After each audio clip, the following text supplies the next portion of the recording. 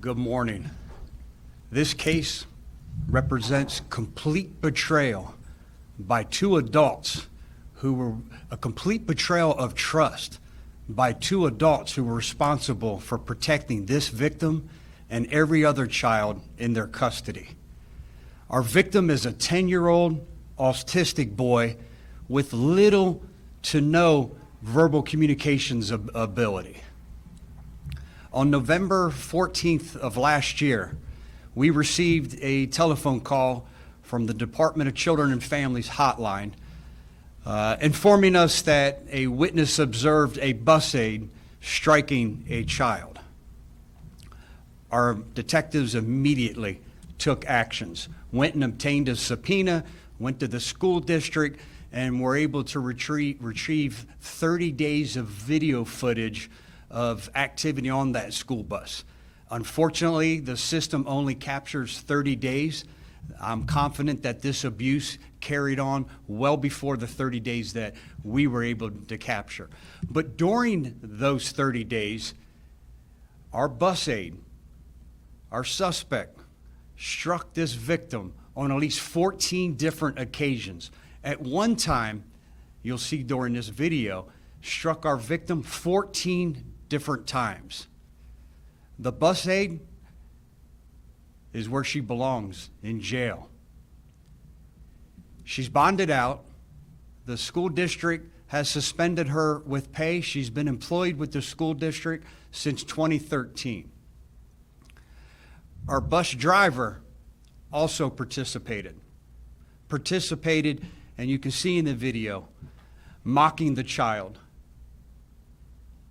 exploiting and ridiculing his disability, and only fueled his fear after listening to him scream in pain by threatening him with further violence. At no point during any of these 14 incidences did she ever attempt to intervene or stop. Both of these females, both of our suspects, crossed the line of every ounce of human decency. They've both been placed under arrest. The bus aide was charged with 14 counts of child abuse, and the bus driver was also placed under arrest for failing to report child abuse. The bus driver is Tanya Rice Constant, age 62. She had been employed with the school district since 1997. At the beginning of this investigation, she retired from the school district. This child had no voice and was unable to take any action. And in this case, we became his voice and we took the appropriate action. What questions can I attempt to answer at this point? Sure. This boy said has some special needs to, sounds like a pretty severe extent. If you can explain and kind of contextualize this video, where do you draw the line between discipline and abuse? It's simple. The school district has a clear policy. They can use restraint to help restrain and calm down a disruptive child, someone who has special needs. You can see this as well above the line. You can see and witness the fear. I can feel the fear by watching the video. You can see her continue to strike him. This bus aide terrorized this child, not just in this video, the one incident that we captured that we're showing today, but throughout all 14 incidences. Sheriff, did the parents at all report any of this, and obviously maybe in some visible signs, suspect anything at all during They didn't during that time.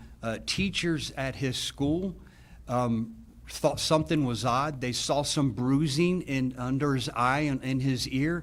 But more importantly, every day when it was time for the children to be released to go home and catch the school bus, they witnessed a complete change in his behavior. They reported it to the school district.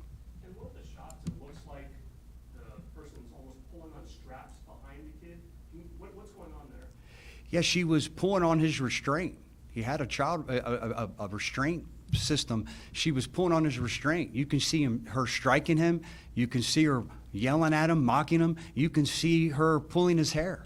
Again, This bus aide completely terrorized this child, and on multiple occasions. And the bus driver witnessed it, participated in the mocking and the ridiculing and threatening of future violence, and never once, having all these opportunities, intervened to stop this. Sheriff, what if anything did the women say to the deputies? I'm sorry? What if anything did the women say to the deputies? Yeah, great question. The bus driver said it was just jokeful, playful behavior between her and the bus aide and the child. The bus aide absolutely refused to answer any type of questions. And the parent in this case? The parents said that the child's doing better. They can witness a complete improvement in the child's behavior since he's no longer around these two individuals. When they saw what was happening, did they say anything?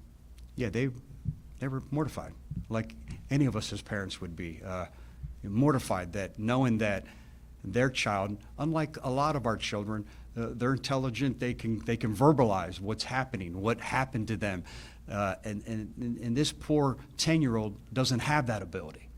So again, my heart goes out to he and his family. I know they've been employed for a while. Was there any other history of issues with them? Great question. Another good question. No, neither one of them have a criminal history. Neither one of them have an employment history where there were any other types of abuse reported to the school district or to DCF. That said, is anybody going through any other videos, or are you eliciting any sort of concerns anybody might have who had these two women as their? We absolutely are reviewing video. It's still an active case. Unfortunately, we're faced with the headwind that the video in school buses are only captured for 30 days. Any indication that there were more children possibly impacted, or does it seem like they specifically targeted this one child? Not that we're aware of. Again, that's part of this investigation still remaining active as detectives and supervisors combing through that video footage for that 30 days to make sure that there was no other victims. I know you said that one of the aide, I believe, said this was, or either the driver or the aide said this was, playful behavior. You could hear the boy kind of wailing in Yeah. the background. I mean, how do you react to that when that's their response? Yeah, it's complete rubbish. The bus driver saying that this was jokeful, playful behavior. You can see the terror that this child sustained, not just during this incident, but all the videos that we have. There's no such thing. When dealing with kids with special needs, the bus driver, was this kid like on a regular bus, or do they have any special training they go through when dealing with special needs kids? Yeah, this is a special bus with a specially trained bus aide on it that does receive additional training to know how to deal with children who have special needs, which makes this even worse that she knew better. She was properly trained on how to react to different various forms of behavior. And again, this goes against any grain of human decency. Any other questions? Since many of these kids may be nonverbal, I'm s- since many of these kids may be nonverbal, is it possible that maybe there were other cases that just weren't somehow or another related to parents? And is this an opportunity for them to reflect on whether or not there were changes in the past in their children's behavior and to examine whether or not that might have been the case? Absolutely, and that's why I felt it was important to have this press conference today, was to see if there's any other children. I mean, we're doing our part. We want parents to maybe pick up the phone and call, reach out to us if they believe that their child was abused, struck, mocked, ridiculed by one of these two women. We sure would love to find out. Were there other kids on the bus while this is going on? There are.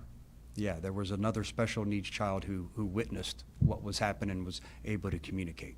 Have you talked to that child's parents?